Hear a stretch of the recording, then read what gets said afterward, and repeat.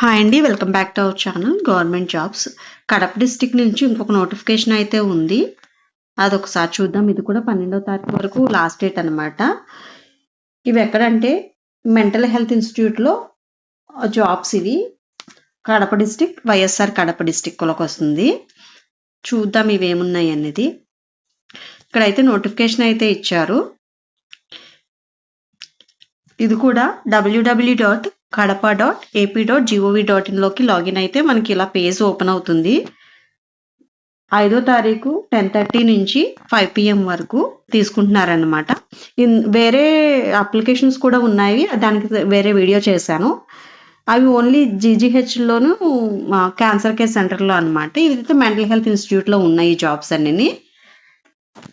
మనం ఇవి ఎక్కడ సబ్మిట్ చేయాలంటే principal government medical college Potlampalli, YSR district, దానికైతే సబ్మిట్ చేయాల్సి వస్తుంది. సబ్మిట్ చేసిన తర్వాత మనం అక్నాలెడ్జ్మెంట్ కూడా తీసుకోవాలి. ఇక్కడ ఏమేం జాబ్స్ తీస్తున్నారు వాటి ఇవైతే చాలా ఎక్కువ పోస్టులు ఉన్నాయి.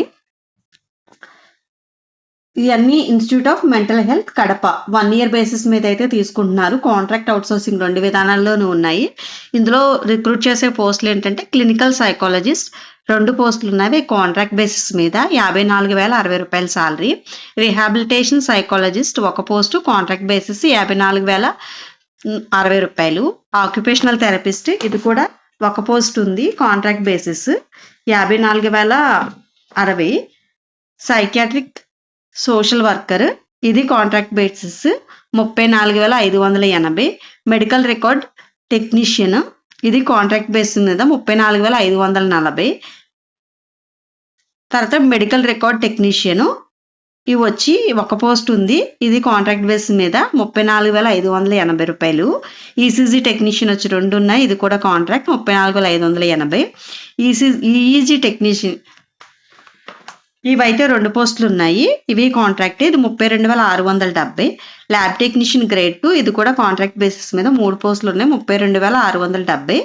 అనస్థీషియా టెక్నీషియన్ ఇవి 2 పోస్టులు ఉన్నాయి, ఇవి కూడా కాంట్రాక్ట్ బేసిస్ మీద, ఇది 32,670. యోగా ఇన్స్ట్రక్టర్ ఇవి 1 పోస్ట్ ఉంది, కాంట్రాక్ట్ బేసిస్ మీద 27,500. జూనియర్ అసిస్టెంట్ వచ్చి 2 పోస్టులు ఉన్నాయి, ఇది కూడా కాంట్రాక్టే 25,220. ఎలక్ట్రీషియన్ వచ్చి 2 పోస్టులు ఉన్నాయి, ఇవి కూడా కాంట్రాక్ట్ బేసిస్ మీద. ఎలక్ట్రీషియన్ ఎప్పుడు అవుట్సోర్సింగ్లో తీసుకుంటారు, ఇప్పుడైతే కాంట్రాక్ట్ మీద తీసుకుంటున్నారు. ఇవి 2 పోస్టులు ఉన్నాయి, 22,460 అన్నమాట. మొత్తం పోస్టులు వచ్చి కాంట్రాక్ట్ బేసిస్ మీద 12 రకాల పోస్టులు. టోటల్ పోస్టులు వచ్చి 25 పోస్టులు. నెక్స్ట్ వచ్చి అవుట్సోర్సింగ్ మీద అనమాట. ఇవి 4 రకాలు ఉన్నాయి. డేటా ఎంట్రీ ఆపరేటర్ 4 ఉన్నాయి, దానికేమో 18,500. బార్బర్కి ఏమో 2 ఉన్నాయి, అది 20,000. దోబీ ఏమో 2 ఉన్నాయి, అది 20,000. జనరల్ డ్యూటీ అటెండర్ జీడీఏ అవి 20 పోస్టులు ఉన్నాయి, అవి 15,000 అన్నమాట. మొత్తం వచ్చి ఇవి 53 పోస్టులు ఉన్నాయి, 53 టోటల్, గ్రాండ్ టోటల్ 53 అన్నమాట. అబ్స్ట్రాక్ట్ వచ్చి కాంట్రాక్ట్ బేస్ మీద 25, అవుట్సోర్సింగ్ వచ్చి 28, ఓవరాల్గా వచ్చి 53 పోస్టులు. ఒకవేళ వీళ్ళకి అవసరము అనుకుంటే కనుక పోస్టులు మోస్ట్లీ డిక్రీజ్ చేయరు, ఇంక్రీజ్ అయితే ఉంటుంది. ఇది వచ్చి 12వ తారీఖు జనవరి 5 గంటల లోపు అయితే సబ్మిట్ చేయాలి. సబ్మిట్ చేసిన అడ్రస్ వచ్చి office of the principal government medical college Potlampalli, YSR Kadapa district. 5 గంటల లోపు అయితే సబ్మిట్ చేయాలన్నమాట. Acknowledgement office of the principal additional DME government medical college Kadapa, YSR district. దీనికైతే సబ్మిట్ చేయాలన్నమాట. మెయిన్ వెబ్సైట్ వచ్చి www.kadapa.ap.gov.in. నోటిఫికేషన్, అఫీషియల్ నోటిఫికేషన్ వచ్చి 3వ తారీఖున ఇచ్చారు. అప్లికేషన్స్ అయితే 5వ తారీఖు నుంచి 12వ తారీఖు వరకు తీసుకుంటున్నారు. స్క్రూటినీ ప్రాసెస్ వచ్చి 30వ తారీఖు వరకు ఉంటుంది. ప్రొవిజనల్ మెరిట్ లిస్ట్ వచ్చి నెక్స్ట్ మంత్ అంటే ఫిబ్రవరి 21న ప్రొవిజనల్ మెరిట్ లిస్ట్ ఇస్తారు. తర్వాత 23వ తారీఖున ఏమైనా గ్రీవెన్సెస్ ఉంటే, అంటే క్యాస్ట్ సర్టిఫికేట్ ఏదైనా మిస్ అయినా, మార్క్స్ లిస్ట్ మిస్ అయినా ఇవన్నీ సబ్మిట్ చేయొచ్చు అనమాట. Final merit list selection list 2 ఒకసారి ఇచ్చేస్తారు. అది 17వ తారీఖు మార్చి అన్నమాట. తర్వాత వెరిఫికేషన్ ఆఫ్ సర్టిఫికేట్ 21వ తారీఖు మార్చ్లో మనకైతే జాబ్ అయితే ఇచ్చేస్తారు. రిజర్వేషన్స్ వచ్చి యాజ్ పర్ రూల్ తీసుకుంటారనమాట. ఇవి వచ్చి ఎడ్యుకేషనల్ క్వాలిఫికేషన్స్ ఏమి ఉండాలనేది ఇచ్చారనమాట. ఇది మీరు డీటెయిల్గా చూడొచ్చు. క్లినికల్ సైకాలజిస్ట్కి వచ్చి ఎంఏ సైకాలజీ చేయాలి. తర్వాత PG diploma in medical social psychology recognised యూనివర్సిటీలో చేయాలి. తర్వాత ఇవన్నీ కౌన్సిల్లో రిజిస్టర్ అయ్యండి. రిహాబిలేషన్ సైకాలజిస్ట్ కూడా ఎంఫిల్ చేయాలి. రిహాబిలేషన్ సైకాలజీలో కౌన్సిల్లో రిజిస్టర్ అయి ఉండాలి. ఆక్యుపేషన్ థెరపీ వచ్చి ఇది కూడా డిగ్రీ BA కానీ BSc కానీ చేసి diploma in occupational therapist any recognised institution ఇది డిప్లొమా చేసి ఉండాలి. నెక్స్ట్ వచ్చి సైకియాట్రిక్ సోషల్ వర్కర్ MA కానీ MSW కానీ degree in medical psychiatric social work MPhil psychiatric social work or PhD అని చేసి ఉండాలి. మెడికల్ రికార్డ్ టెక్నీషియన్ వచ్చి PUC పాస్ అయి ఉండాలి లేదా రికగ్నైజ్డ్ అనమాట. దానికి సంబంధించి ఈక్వలైజేషన్ ఏదైనా ఉంటే ఇంటర్ ఉంటుంది. మెడికల్ రికార్డ్ టెక్నీషియన్ కోర్స్ చేసి ఉండాలి. కంప్యూటర్ నాలెడ్జ్ ఉండాలి. ప్రీవియస్ ఏదైనా ఎక్స్పీరియన్స్ మినిమం 6 months ఉంటే ఇంకా బెటర్ అనమాట.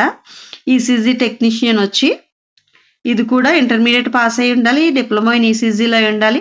తర్వాత కౌన్సిల్లో రిజిస్టర్ అయ్యి ఉండాలి. EEG టెక్నిక్ కూడా సేమ్ ఇంటర్మీడియట్ అయి ఉండాలి. EEG టెక్నీషియన్ రికగ్నైజ్డ్ యూనివర్సిటీలో చేసి ఉండాలి. కౌన్సిల్లో రిజిస్టర్ అయ్యి ఉండాలి. ల్యాబ్ టెక్నీషియన్ కూడా DMLT కానీ BSMLT కానీ చేయాలి. ఇంటర్మీడియట్లో వొకేషనల్ చేస్తే కనుక అప్రెంటిస్షిప్ గవర్నమెంట్ హాస్పిటల్లో చేసి ఉండాలి. కౌన్సిల్లో రిజిస్టర్ అయి ఉండాలి. తర్వాత అనస్థీషియా టెక్నీషియన్ కూడా ఇంటర్మీడియట్ సైన్స్ గ్రూప్ చేసి ఉండాలి. అనస్థీషియా టెక్నీషియన్కి 2 years డిప్లొమా కోర్స్ చేసి ఉండాలి. పారామెడికల్ దాంట్లో రిజిస్టర్ అయి ఉండాలి. యోగా ఇన్స్ట్రక్టర్ వచ్చి ఏదన్నా graduation from recognised university with diploma in యోగాలో డిప్లొమా చేసి ఉండాలి. గ్రాడ్యుయేషన్ చేసి ఉండాలి. జూనియర్ అసిస్టెంట్ వచ్చి ఏదైనా డిగ్రీ పాస్ అయి ఉండాలి. కంప్యూటర్ ఉండాలన్నమాట దాంట్లో కోర్సులో. PG కూడా పాస్ అయి ఉండాలి కంప్యూటర్ అప్లికేషన్లో. ఎలక్ట్రీషియన్ వచ్చి 10th class పాస్ అయి ఉండాలి. Diploma in electrical engineering or ITI electrical ట్రేడ్లో పాస్ అయి ఉండాలి. నెక్స్ట్ వచ్చి డేటా ఎంట్రీ ఆపరేటర్. ఈ కింద 4 పోస్టులు అవుట్సోర్సింగ్ పోస్టులు. డేటా ఎంట్రీ ఆపరేటర్ వచ్చి degree with any computer knowledge ఉండాలి. PG డిప్లొమా చేసి ఉండాలి కంప్యూటర్లో. తర్వాత దోబీ వచ్చి 10th class పాస్ అయి ఉండాలి. బార్బర్ వచ్చి 10th class పాస్ అయి ఉండాలి. జనరల్ డ్యూటీ అటెండెంట్ కూడా 10th class బేసిస్ మీదే ఉంటుంది. ఏజ్ లిమిట్ వచ్చి 42 years అనమాట. SC ST BC EWSకి 5 years ఇస్తున్నారు. ఎక్స్ సర్వీస్ మ్యాన్కి అయితే 3 years ఇస్తున్నారు. డిజబుల్డ్ పర్సన్ ఎవరైనా ఉంటే కనుక 10 years అయితే ఇస్తారు. ఓవరాల్గా వచ్చి 52 అనమాట upper age limit. Application fees అయితే మనం పే చేయాలి. OC క్యాండిడేట్స్ అయితే 300. SC ST EWS physically handicapped అని 250 పే చేయాలి.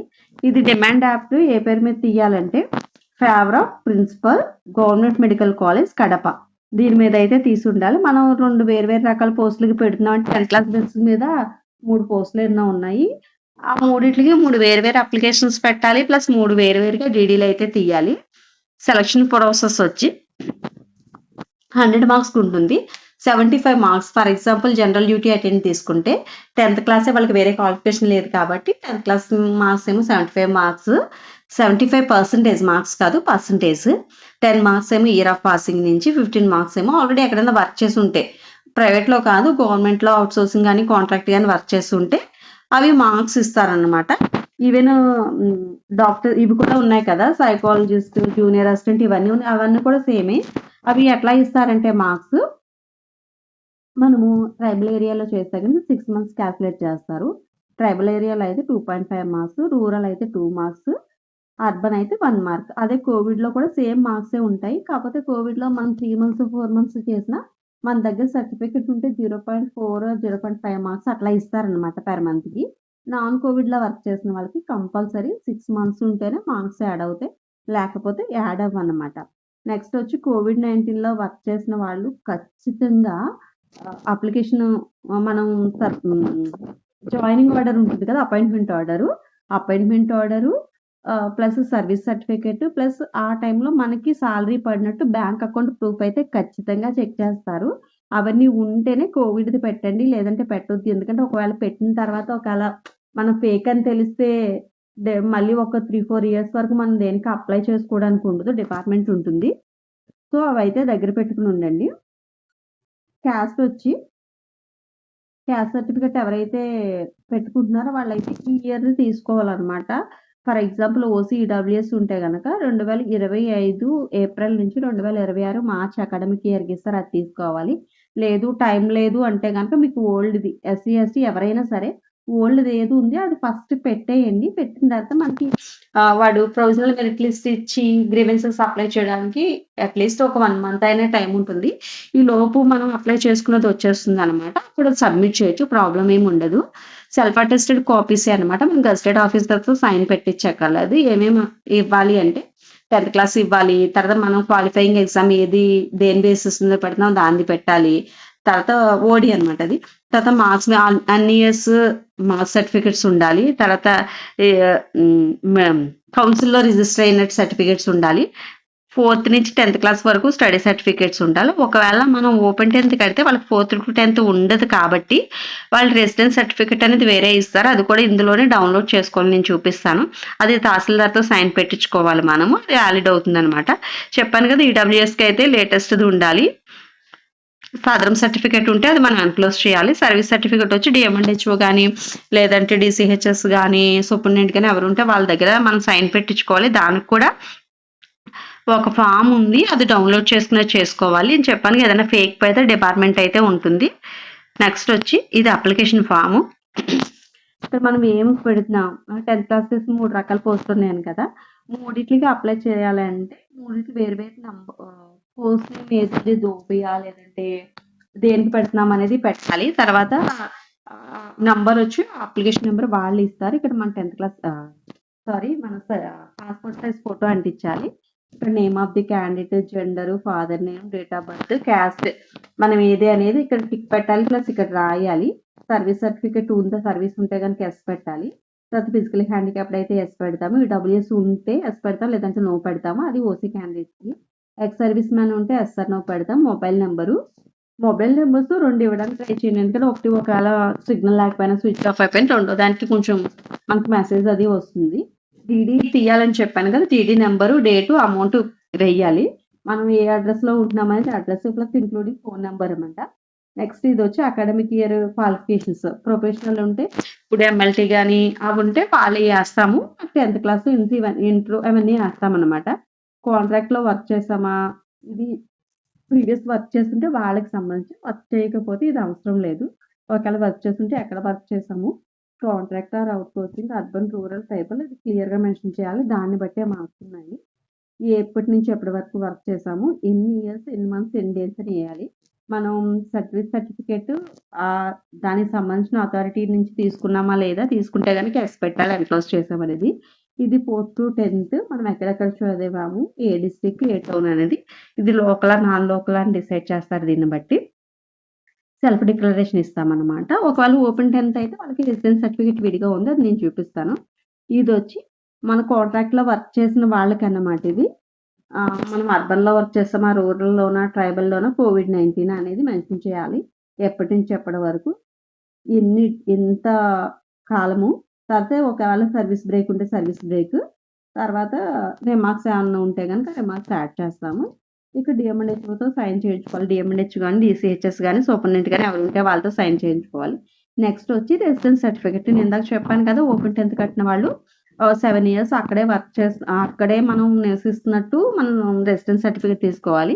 ఇది తహసీల్దార్ దగ్గర తీసుకోవాలి. ఈ డీటెయిల్స్ అన్ని ఫిల్ చేసి అదైతే సబ్మిట్ చేస్తాము. ఇదైతే 2 కాపీస్ తీసుకోవాలి.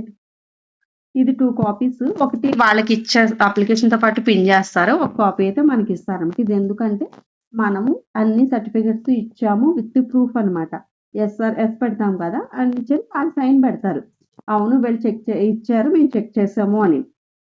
అప్లికేషన్ ఫామ్ మిస్ అవ్వకుండా ఉండడానికి ఇది మన పేరు, అప్లికేషన్ నెంబరు, వాళ్ళు ఇచ్చిన నెంబరు, ఏ పోస్ట్కి అప్లై చేసామో, డీడీ నెంబరు. ఒక్కోసారి డీడీ కూడా మిస్ అయిపోతుంది. అందుకని డీడీ నెంబరు, మొబైల్ నెంబరు, మనం ఏమేమి ఇచ్చామన్నది, 10th క్లాస్ ఇచ్చామా, ఫీల్డ్ అప్లికేషన్ ఫామ్ ఇచ్చాము, ఇవన్నీ ఎస్ఎస్ పెడతాము. తర్వాత ఇక్కడ మన సిగ్నేచర్ పెడతాము.